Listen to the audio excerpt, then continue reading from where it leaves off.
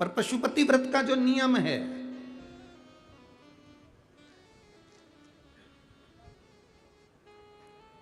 उसमें सबसे मूल है सुबह की पूजन कर कर जो थाली लेकर आए उसको रख देना, शाम को 6 दिए लेकर जाना, प्रसाद एक साथ लेकर जाना, मंदिर में जाकर जब 6 दिए जमीन पर रख दो, 5 दिए प्रज्वलित कर दो, तब प्रसाद के 3 हिस्से करना।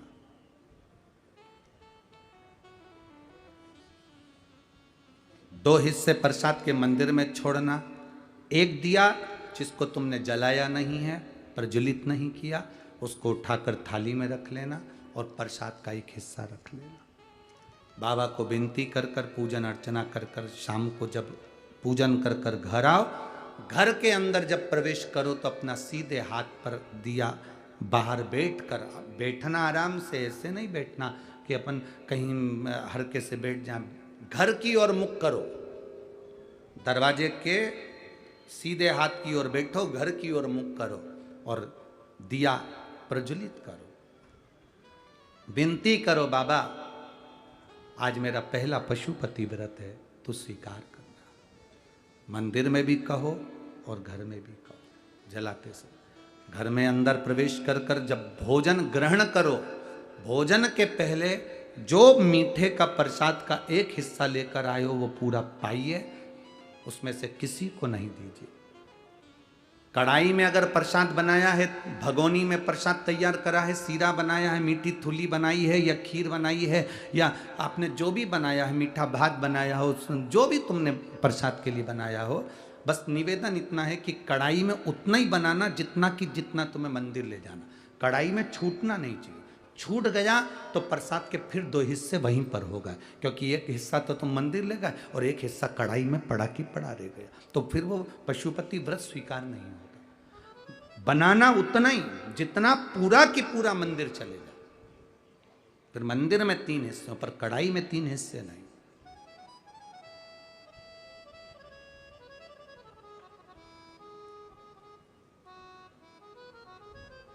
पांच व्रत पूर्ण हो, 5वां व्रत जब हो तब एक श्रीफल, 108 जो भी आप बाबा को समर्पित कर सकते हो, फूल की पंखड़ी हो, चावल हो, जो आप दे बाबा को वो समर्पित करो।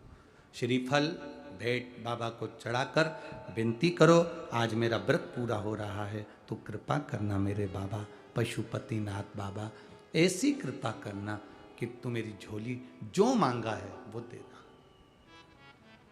थोड़ा रुकना, फिर अगर कार्य तुमने दिल से करा है, अगर व्रत, बाबा स्वीकारेगा। दिल से करा है, स्वीकारेगा।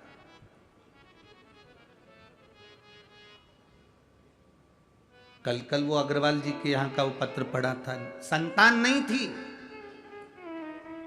पुणे मुंबई सब दूर दिखा लिया और डॉक्टर ने कह दिया संतान का सुख नहीं है, पर बाबा का पशुपति व्रत कर भरोसा किया। भरोसा किया तो बाबा ने दिया, तो 3 संतान प्रदान कर दी। ये शिव तत्व है। दिया उसने है तो संभालता भी वही है। वो उस कल एक पत्र आया था, उस पत्र में एक बुजुर्ग व्यक्ति ने अपने पत्र में लिखा था, अगर वो बैठे हों, पत्र ढूंढना बड़ा मुश्किल बात है क्योंकि बहुत पत्र है, तो उन्होंने अपने पत्र में एक बात लिखी थी कि गुरुजी मैं 65 साल की मेरी उम्र है। पत्र ढूंढना तो मुश्किल है। 65 साल की मेरी उम्र है, मेरे शरीर में एक बीमारी हो गई है, जिस बीमारी के चलते मैं चल फिर नहीं सकता, मेरी नसें चोक हो गई है और मैं जा नहीं सकता था। कई महीनों तक हॉस्पिटल में पड़ा रहा। वो बीमारी ऐसी थी जिसमें शरीर मेरा पूरा चोक होते चले जाता है, नसें बंद होती चली जाती है। उस बीमारी का नाम भी उन्होंने लिखा था, जिस बीमारी का इलाज पूरे ना तो भारत में है ना विदेश में है। शरीर पूरा बेकार हो गया था, पड़ा रहता था। डॉक्टर ने कह दिया था इसका कोई इलाज नहीं है और तुम इनको घर ले जाओ। घर में भी पड़ा रहता था क्योंकि पाँव काम नहीं करते थे, शरीर काम नहीं करता था, बोल पाता नहीं था। धीरे धीरे शरीर ने पूरा जकड़ लिया था, बस मृत्यु की कतार पर था। जिसने पत्र लिखा हो, अगर वो बैठे हों, 65 साल की उनकी आयु है, अगर वो बैठे हों पत्र जिनने लिखा था, कल नाम मेरे को ढूंढना पड़ेगा इसमें से, तो उन्होंने पत्र में लिखा, किसी बेटी ने लिखा था कि मेरे पिताजी की यह स्थिति थी और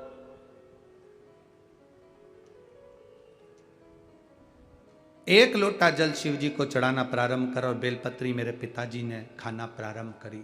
आज पूरे गांव में, आप ही ने लिखा था, हाथ उठाकर दोनों हाथ हिला दो एक बार। हाँ जी, वो नाम तो हम नहीं ढूंढ पाएंगे, आपको साधुवाद, कम से कम आपने खड़े होकर अपना भाव का एक बार हाथ हिला दीजिए। श्री शिवाय नमस्तुभ्यं। अब ठीक है, वो चलते हैं बढ़िया जी, बाबा की कृपा। बैठिए। शिव तत्व इसी को कहते हैं। डॉक्टरों ने भी जवाब दे दिया, बैठो बहन बैठो, डॉक्टरों ने भी जवाब दे दिया था और कहीं इलाज नहीं, तब वो बेलपत्री आखिरी सार तत्व है शंकर पर चढ़ा हुआ जल और बेलपत्र। और उसमें उन्होंने एक बात बहुत अच्छी लिखी गुरुजी, जो फुलेरा दूज आती है, जो शिवरात्रि के बाद में आती है, उस फुलेरा दूज का धतूरा बड़ा काम का आता है। मेरे पिता की वो नसें जो डॉक्टर मना कर दिया था, आज मेरे पिताजी पूरे गांव में घूमते हैं और उनका पांव भी चला, हाथ भी चला और मुख की वाणी भी वापिस है, मुख की वाणी भी वापिस है। ये शिव तत्व, ये उघड़ी है।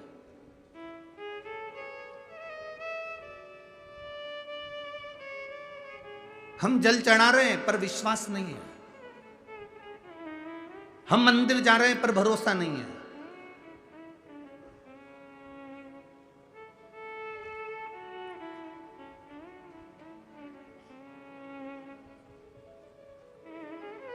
हमारा विश्वास दृढ़ ही नहीं हो पाता।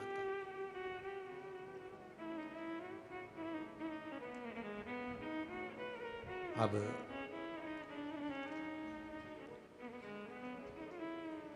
जिस समय आपका भरोसा दृढ़ हो जाए, विश्वास पक्का हो जाए, समझ लो अब शिव को मिलने में देरी नहीं है, शंकर तुम्हारे करीब में आ ही जाएगा। मंदिर शिवालय पत्थर मानकर मत जाना। हमारे सीहोर में कुबेरेश्वर धाम पर तो अभी शिवलिंग की स्थापना भी नहीं हुई है, वहां कोई मूर्ति की स्थापना नहीं, केवल कंकर और शंकर है। जिस स्थान पर बैठकर हमने भी कंकर शंकर की पूजन करी, वो स्थान वहां नियुक्त है। आप पूछेंगे कि हमें कंकर शंकर की पूजन कहाँ करना है, तो वहाँ पर आपको जो गार्ड लगे हैं वो बता देंगे कि वहाँ चले जाओ, 1 नंबर गेट के पास में, वहाँ बैठकर आप शिव जी की पूजन करो, कंकर शंकर पूजन करो।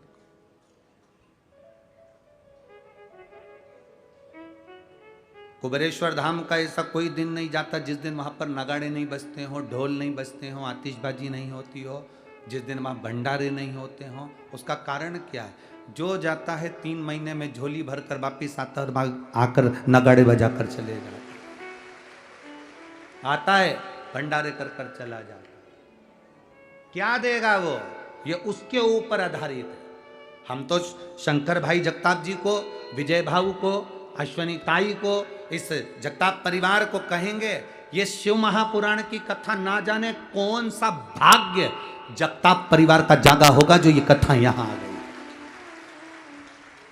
और इसका पूरा श्रेय ये लक्ष्मण भाऊ को जाता है। कोई जीव अच्छा होगा जिसने अपनी जिंदगी में लोगों का भला करा होगा, तो ये कथा हम तो कहेंगे ये पूरा पुण्य इस जीव के लिए, लक्ष्मण भाऊ के लिए, जिन्होंने इस कथा को नहीं है लोग कहें कि वो नहीं संसार सागर में, हम कहते हैं कि उसने ही कथा प्रेरणा देकर अपने भाइयों से कहा होगा कि शंकर भाऊ, विजय भाऊ, ये शिव पुराण कथा करवाओ, इस कथा का रस तत्व सुनो।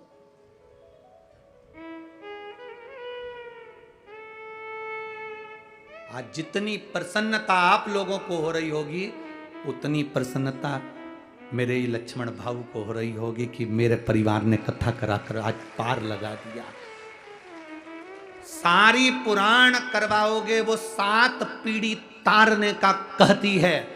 ये शिव महापुराण कभी आप उज्जैन में जाना और ऋण मुक्तेश्वर मंदिर पर पत्थर पर अंकित पढ़कर आना कि शिव महापुराण की कथा, और यह शास्त्र विद्धेश्वर संहिता कहती है कि शिव पुराण 7 पीढ़ी नहीं 71 पीढ़ी को पार उतार देती है। यह कोई साधारण सी नहीं,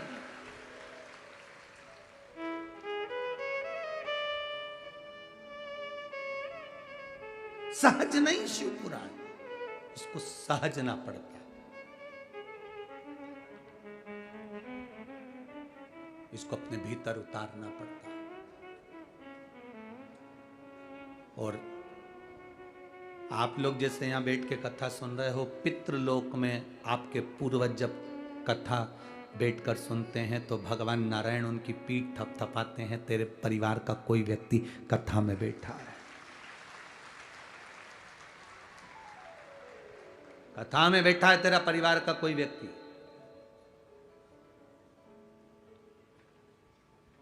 कुछ अच्छा कर्म करा होगा जो कथा तक पहुंच गया। बड़ी मुश्किल से ये पांव कथा तक जाते हैं, कीर्तन तक जाते हैं। जा रहे हो पंढरपुर, मन भी बना लिया, सब काम हो गया, मालूम पड़े बीच में कहीं ना कहीं कोई अड़चन आ गई, जा ही नहीं पाए। समझ लेना कोई पाप बड़ा प्रबल था जो पंढरपुर तक नहीं जा सके। पुण्य प्रबल होता तो पंडरीनाथ का दर्शन हो जाता।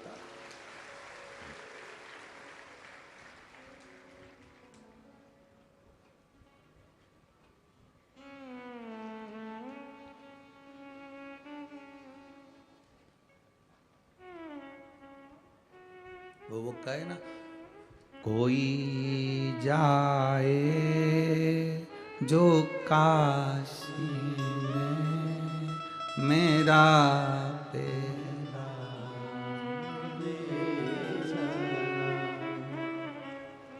अब इसी लाइन को अपन कहें, कोई जाए पंढरपुर मेरा पैगाम, ये कहना। वो मेरे नारायण से इतनी विनती जरूर कर देना, वो मेरे हरि विठल से इतना जरूर कर देना, ये कहना विठल नाथ से तुम्हारी याद मैं खुद तो आ नहीं सकता, मेरा पैगाम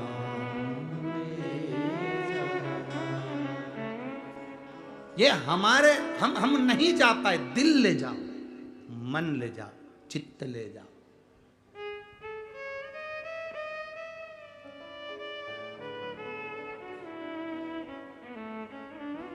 दुनिया के सारे मंदिर ऐसे हैं जिसमें मूर्ति है, पर कुबेरेश्वर धाम ऐसा है जहां मूर्ति नहीं, कंकर शंकर है। कुछ तो होगा वहां, विश्वास, श्रद्धा, भरोसा।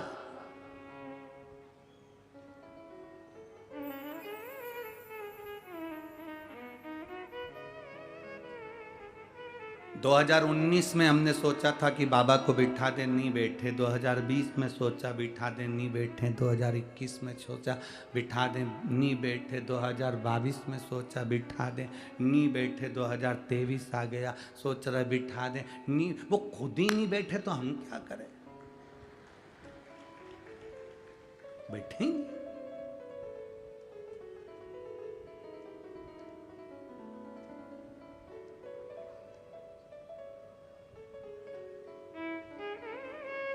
ये उसके ऊपर है। वो चाहता है कि ये कंकर शंकर है, ये आनंद है, कहाँ जाओ? विश्वास रखिए, भरोसा पक्का रखिए, दृढ़ी। एक माँ ने अपने पत्र लिखा, उस पत्र में एक माँ ने लिखा,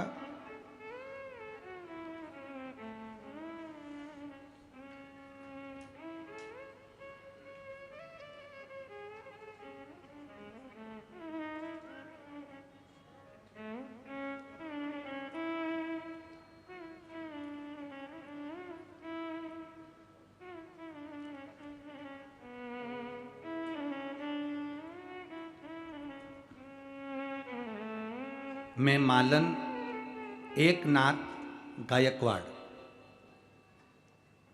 उचित बीड़ जिले की रहने वाली हूं। कहीं बैठी हो तो हाथ हिला सकती हैं।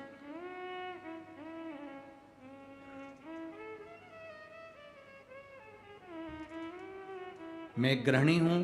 7 साल हो गए हैं हम लोग पुणे में हड़पसर में रहते हैं। बाबा का हम क्या गुणगान करें गुरुदेव। मेरे पति के पैर में खून के थक्के जम गए थे। वो थक्के ऑपरेशन के बिना नहीं निकल सकते थे। पर आप कहते हो कि बाबा पर जल चढ़ाकर पीने का फल क्या है। 1 लोटे जल का मैं वर्णन करूं गुरुदेव। शिव जी पे चढ़ाकर पति को पीने के लिए जल देती थी। 3 महीने भी नहीं हुए और मेरे पति का पांव चलना प्रारंभ हो गया और खून के तक्के समाप्त हो गए। कहीं बैठी हो तो हाथ हिला सकते हैं। मैं मालन एकनाथ गायकवाड़। शिव तत्व किसको कहते हैं, शंकर की उदारता किसको कहते हैं। रामचरितमानस में तुलसीदास जी ने लिखा, शंकर विश्वास रूपिणो। शंकर है क्या केवल विश्वास, केवल भरोसा। आपका भरोसा अगर जिस दिन पक्का हो गया उस दिन शिव को मिलने में देरी नहीं होगी। उस दिन शंकर भगवान को मिलने में देरी नहीं होगी। एक कथा, अष्ट विनायक में से एक विनायक है विघ्नेश्वर, विघ्नहरण विनायक। विघ्न एक भगवान का परम भक्त।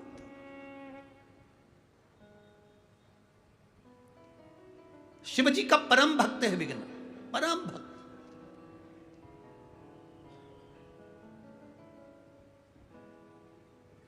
अब वो विघ्न शिव जी का परम भक्त है। भगवान शंकर की आराधना करता है, उपासना करता है, स्मरण करता है, 1 लोटा जल भी समर्पित करता है, सारा भगवत भजन में डूबा रहता है।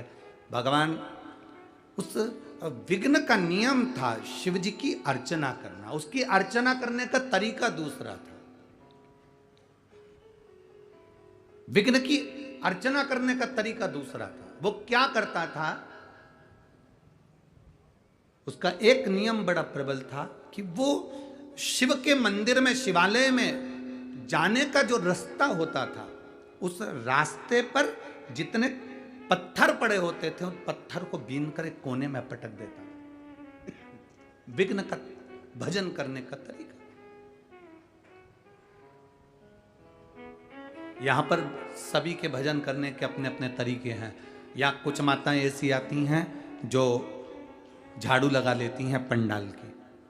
आप लोगों ने तो देखा कि नहीं देखा हमें नहीं मालूम, पर यहाँ कुछ माताएं ऐसी आती है जहाँ पंडाल में सवेरे उठेगी और 2-4 झाड़ू मारकर पूरे कचरे को सोर कर फेंकी आई।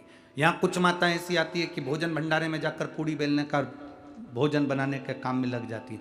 कुछ माताएं ऐसी आती है दूसरे को पानी पिला देती हैं। यहाँ कुछ माताएं ऐसी आती है जो दूसरे को कथा सुनाने के लिए गाड़ी भरकर, यहाँ वो कर्नल साहब की धर्मपत्नी बैठी होंगी कहीं, वो कर्नल साहब के हाँ ये बैठी हैं, ये रोज गाड़ी भरकर जितने फौजी हैं उनकी धर्म पत्नियों को लाकर कथा सुनवा देती हैं। तो ये एक तत्व है शिव तत्व का, एक आनंद है। यहाँ सब तरह के भक्त हैं, कुछ रूप में वो लगे हुए।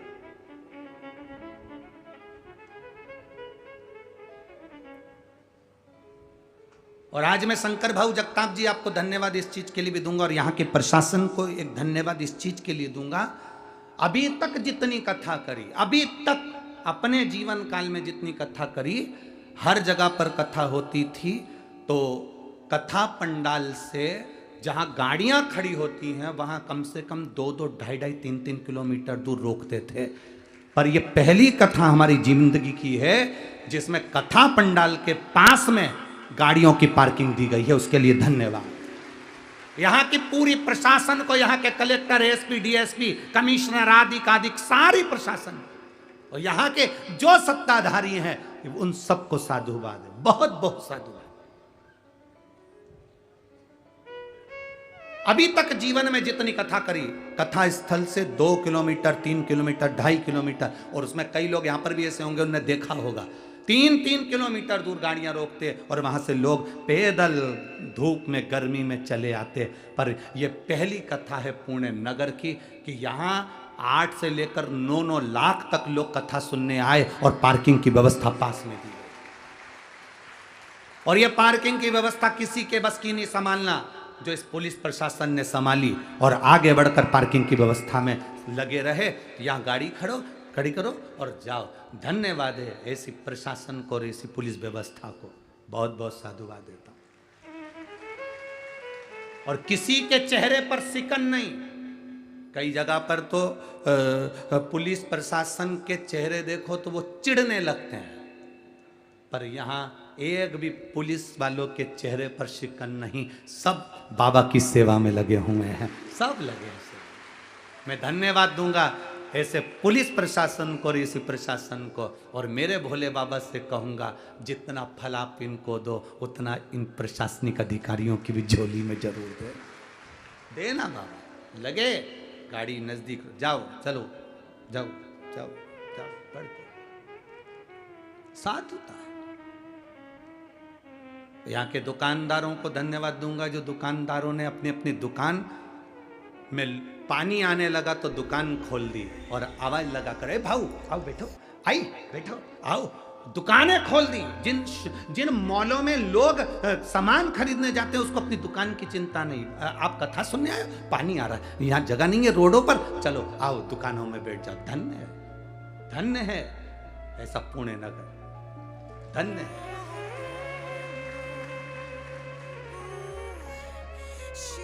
लोग कहते हैं बड़ी सिटी वालों का दिल नहीं होता। हम कहते हैं जो ऐसा कहते हैं उनमें दिमाग नहीं होता।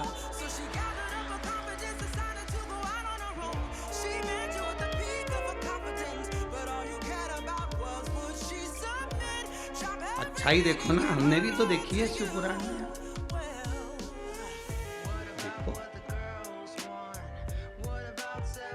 कोई पानी बांट रहा है, कोई बिस्कुट बांट रहा है, कोई कुछ बांट रहा है, कोई कुछ बांट रहा है। इतना प्रेम तो शिव पुराण के सिवा दुनिया में कहीं नहीं मिल सकता जो तुम देख सकते हो, कहीं नहीं। और जिनने देखा ये नजारा वो सुख पा गए, वो आनंद पा गए। महाराज विघ्न शिव जी का एक भक्त है, विघ्न शंकर का एक भक्त है, पर लोग कहते हैं ये विघ्न शिव का भक्त, दुनिया के काम में विघ्न डालने वाला विघ्न शंकर का। हाँ, शिव का भक्त है विघ्न।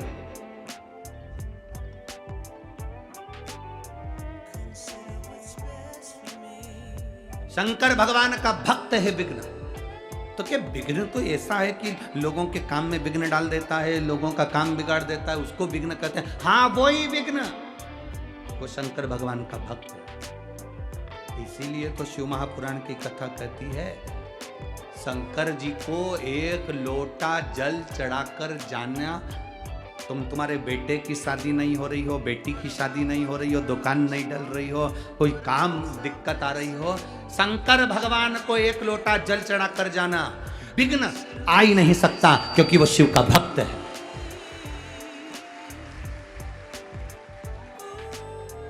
शंकर का भक्त है विघ्न, वो कहां विघ्न आने देगा। हमसे लोग कहते हैं शंकर भगवान को जल कितनी बजे चढ़ाएं। हमने कहा तुम्हारी मर्जी पड़े तब चले, तुम्हारा मन करे तब जाओ। बाप और घर की माँ, माता और पिता कमरे में कम रहते हैं, हॉल में ज्यादा रहते हैं।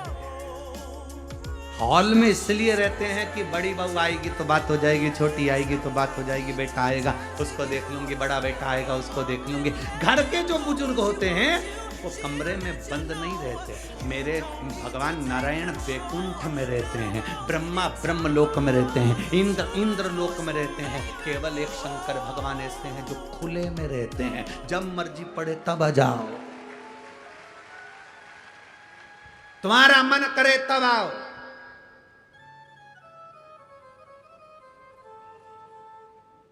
शिव का दरवाजा और शमशान का दरवाजा कभी बंद नहीं होता। क्यों? काल कब आएगा ये किसको मालूम है। जब काल आएगा तो लोग शंकर को याद करेंगे। इसलिए ये तो अब शंकर जी के मंदिर में दरवाजे होने लगे, नहीं तो शिव जी के मंदिर में कपाट नहीं होते थे। शंकर जी के मंदिर में कपाट नहीं है, कपट नहीं है और झंझट नहीं है। शिव जी के मंदिर में ये तीन चीजें है ही नहीं, एक कपाट, दूसरा कपट और तीसरी झंझट। फालतू की झंझट भी नहीं शंकर जी के मंदिर में कि भोग लगाना पड़ेगा, 56 भोग देना पड़ेंगे, कपड़े देना पड़ेंगे, भगवान को खूब अच्छे हार पहनाना पड़ेंगे, खूब अच्छी आभूषण लाना दुख काटो दया करी निदर्शन आपो।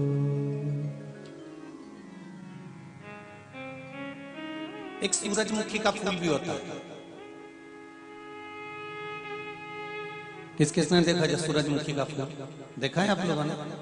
इतना बड़ा होता है, जहां सूरज होता है वो सूरज को देख देख कर घूमता रहता है, घूमता रहता है, घूमता रहता है, सूरज के साथ साथ चलता है।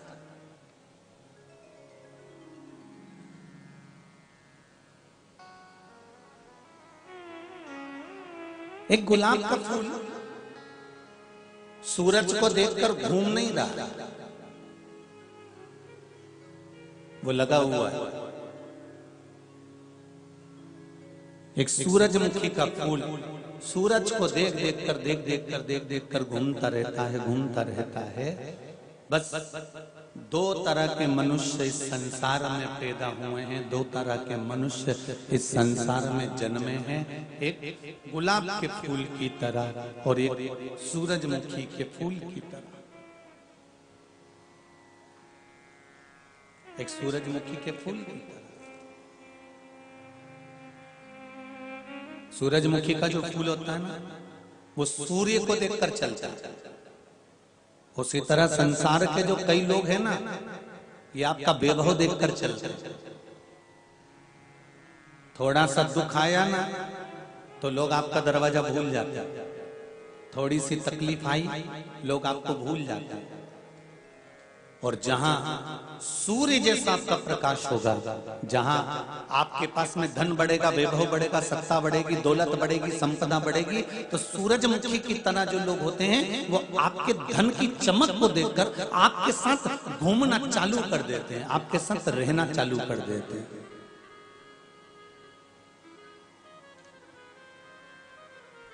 पर पहचान जाना कि सूरजमुखी का फूल और गुलाब के फूल में अंतर होता है। सूरजमुखी का फूल भगवान को नहीं चढ़ता, चढ़ाया नहीं जाता, पर गुलाब का फूल टूटकर भगवान के पास चले जाता है। जो दुनिया की चमक देखकर, आपका वैभव देखकर, आपकी सत्ता देखकर, आपका धन देखकर, आपकी दौलत देखकर, आपका वैभव देखकर आपकी ओर आसक्त होते हैं, और जब दुख आता है तो आपको ठोकर मारकर चले जाते हैं, ये संसार में कभी सुखी नहीं रह पाते हैं, इनका वैभव कभी जीवित नहीं रहता, ये कभी सुखी नहीं रह सकते।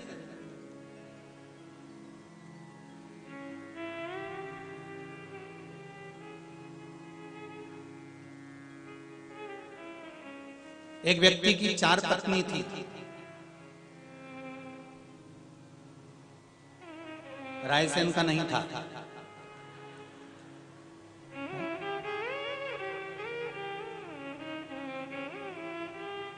एक व्यक्ति की 4 पत्नी।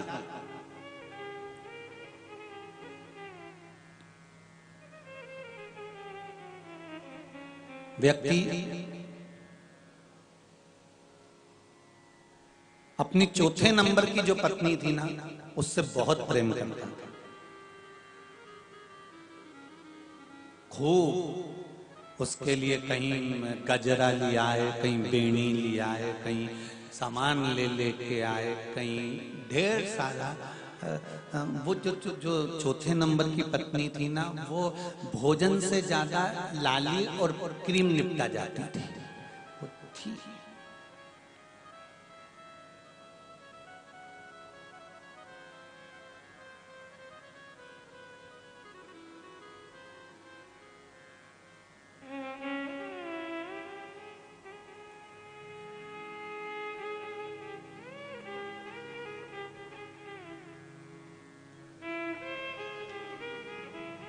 अब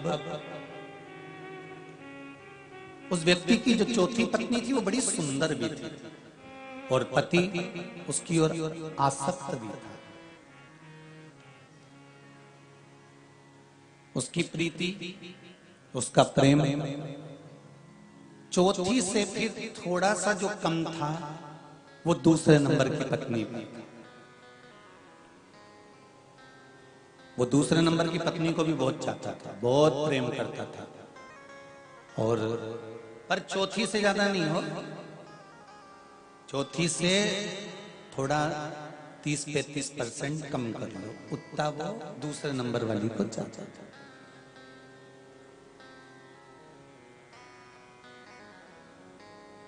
पर इन दोनों को भी चाहने के बाद सबसे ज्यादा पति अगर बैठता था तो तीसरे नंबर की पत्नी के पास बैठता था। मैं बैठने में उसको बड़ा मजा आता था, बैठता, गप्पे लगाता, बात करता, चित्त करता और बड़े आनंद में डूबता। पर प्रेम सबसे ज्यादा, बोलते जाओ जरा जम के, कौन से नंबर की? चौथे। उससे कम, अरे बोले जम के, दूसरे, और उससे कम तीसरे, और पहली वाली का तो वो मुंडा नहीं देखना चाहता था। पहली वाली जो पत्नी है, पहले नंबर की जो है, उसको वो देखना पसंद नहीं करता, उसकी बात सुनना पसंद नहीं करता, उसके साथ में रहना पसंद नहीं कर सकता, उसके साथ वो एक क्षण रहना पसंद नहीं करता।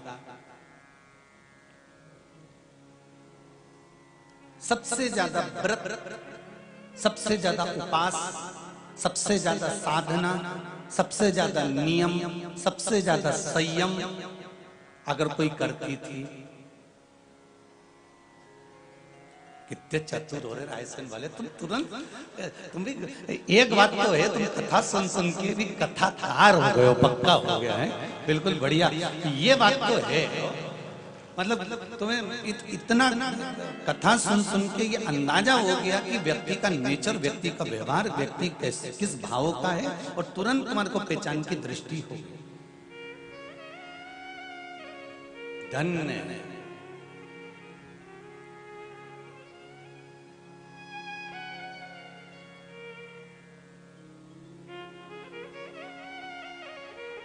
प्रणाम जीजियो, प्रणाम, बहुत भाव से, और ऐसे दिल से कथा सुनो। कहते हैं शिव कथा दिल से सुनना चाहिए। क्या होता है दिल से सुनने से? तो कहते हैं जब 7वें दिन देवाधिदेव महादेव शिव महापुराण के यजमान बनकर कथा सुनकर जब उठकर जाते हैं, तो दिल से कथा सुनने वाले के लिए भगवान कुबेर का खजाना लुटा जाते हैं। दिल से। पहले नंबर की पत्नी व्रत भी करती है, साधना भी करती है, उपास भी करती है, तप भी करती है, नियम धारण भी करती है, व्रत भी करती है, और सारे काम करती है वो पहले नंबर।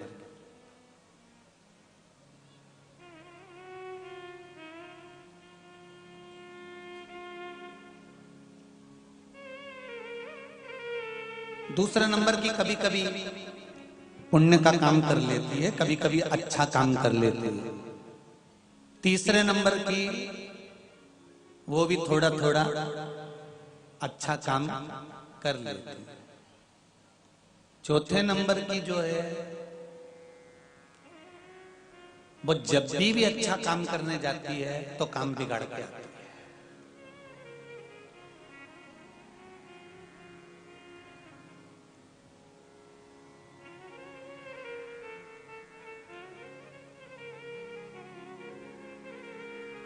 अब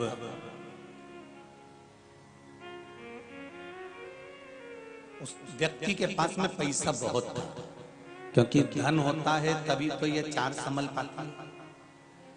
जिसके पास में नहीं हो तो एक के संभाल ले दादा, वो ही बहुत है जगदम्बा के। तो ये चार संभालना तो कोई पैसे वाले का ही काम होगा, धनपति का ही काम होगा। तो पैसा था तो ये चारों संभाल रही थी।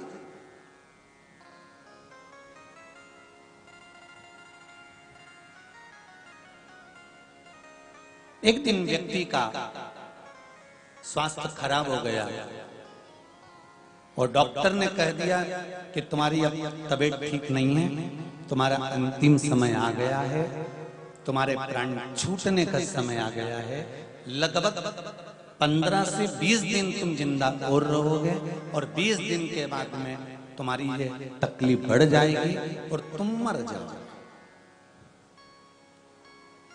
उसने विचार करा कि एक काम करता हूं, मैं मेरी पत्नी के बिना नहीं रह सकता, तो जिससे मैं बहुत प्रेम करता हूं उस पत्नी से कह देता हूं कि तू भी मेरे साथ ऊपर चल जा।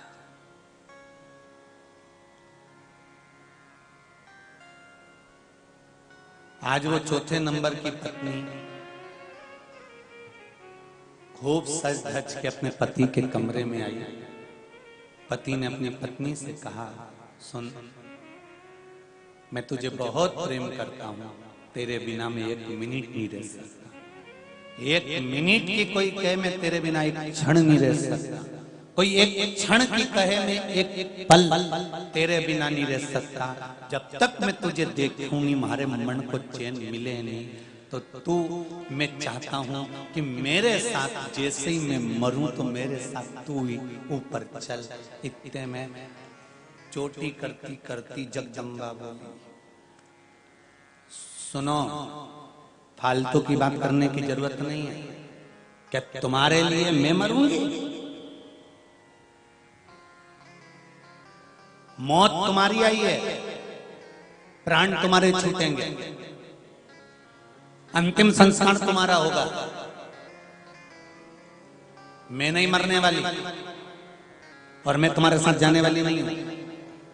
और वो तो मुंह फुला के और चोटी करती करती अपने कमरे में चली गई।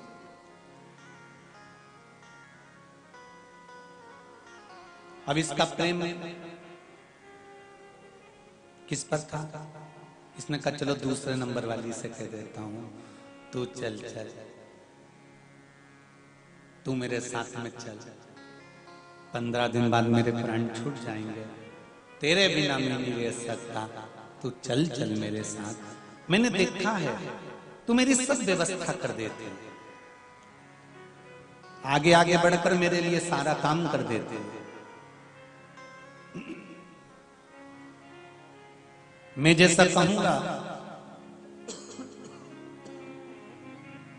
वैसा तू कर दे, तू मेरे साथ चल।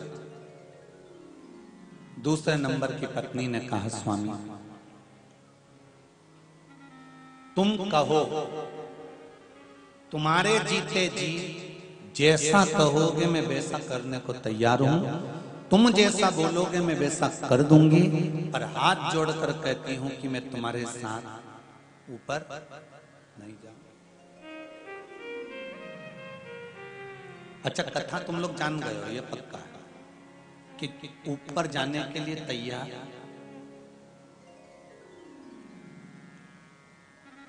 ये देखो, हमने कहा कथा तो तुम जान गए, चतुर लोग बैठे हो, रायसेन के कोई ऐसे ही हो गया, तो कथा तो तुम जान गए।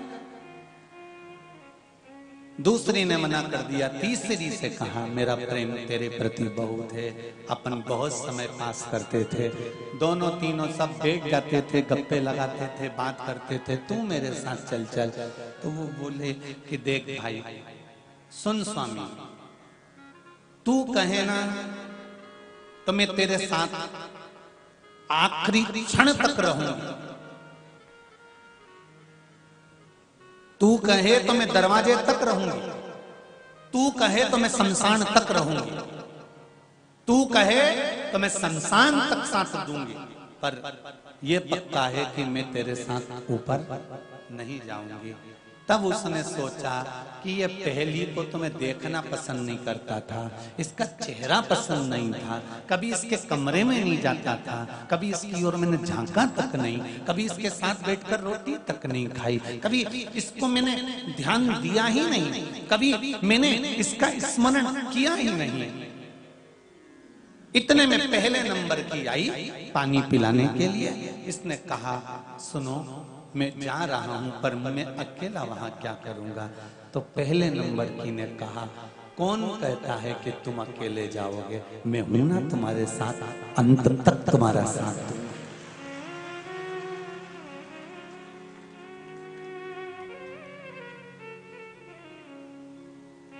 जिस व्यक्ति से तुम बहुत आस लगा कर बैठते हो ना, एक दिन वो धोखा जम के तो बोलो दे ही जाता है।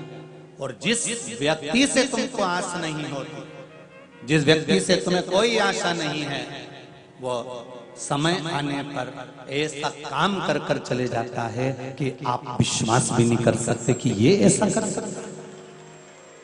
ये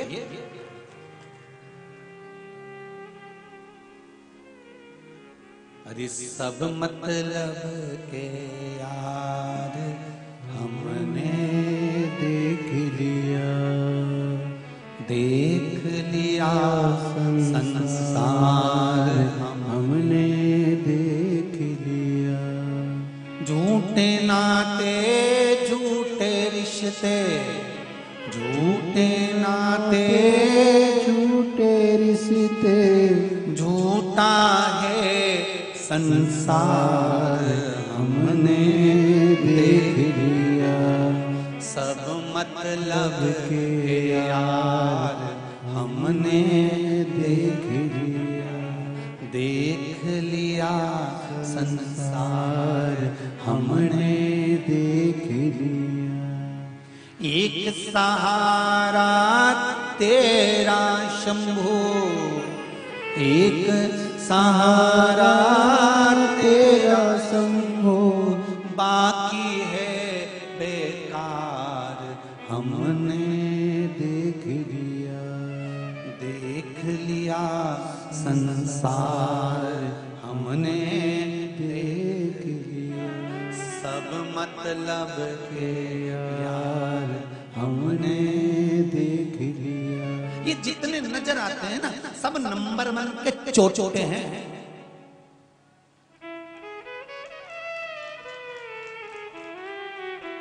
घर में भी चोर हैं और यहां पर भी चोर है। कौन से चोटे और चोटी तुम्हारे पास में बैठे तुम्हें नहीं मालूम।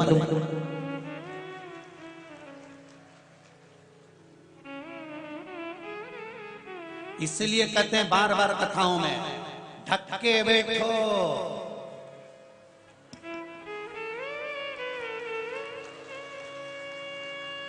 पहचानोगे कैसे इन चोटियों को और इन चोटों को? कैसे पहचानोगे? और ये केवल कथा में नहीं है। जिस माता के गर्भ से हमने जन्म लिया था, जिस दिन पैदा हुए थे, उस दिन इन चोटों ने अपना काम करना चालू कर दिया था। पैदा होते से ही हमारा समय चोरी करना चालू कर दिया। एक के मेरा छोरा, एक के मेरा पोता, एक के मेरा छोरा, एक के मेरा पोता, वो के मेरा भाई, वो के मेरा बंधु, वो के मेरा सखा, वो के मेरा कुटुंब, वो के मेरा कबीला। ये सब चोर ही तो हैं जो हमारे पल पल को, घड़ी को, समय को, हर समय को चुरा रहे हैं। केवल चोर। जब धोनी छोड़ रहे तो यहां कौन छोड़ेगा तुमको?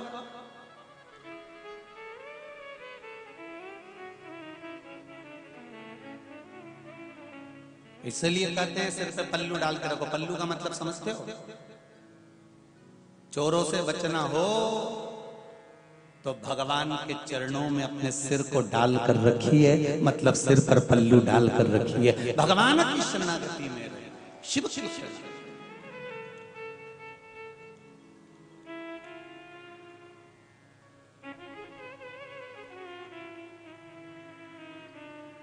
पहले कुबेरेश्वर धाम से जो शिव महापुराण की कथा करी थी, उसमें चोरों का वर्णन करा था। सुनिए कथा किसी ने? किरणी सुनिए। उसमें चोरों का वर्णन किया था कि 4 तरह के चोर होते हैं। एक किसी के घर में जाकर कुछ सामान उठा लाया, जम के बोलो वो भी, अरे बोलो तो चोर है। जो बिना पूछे किसी के घर में घुस जाए, वो भी चोर। जो भगवान को दिए बिना खुद खा जाए, जम के बोलो, वो भी चोर है।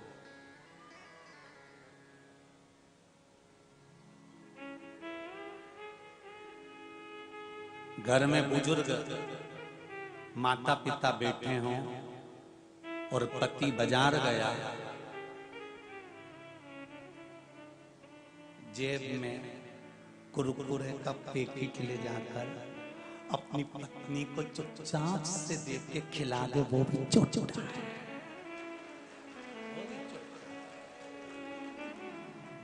और इस पूरे पंडाल में ये जो चौथे नंबर का चोटका है ना, ये होंगे।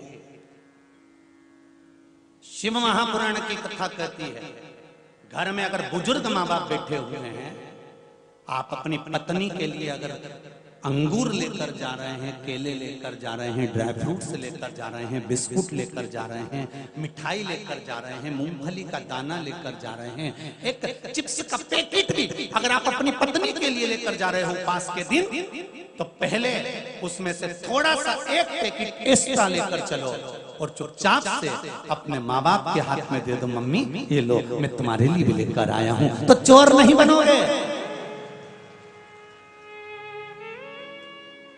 सुन लो चोटो,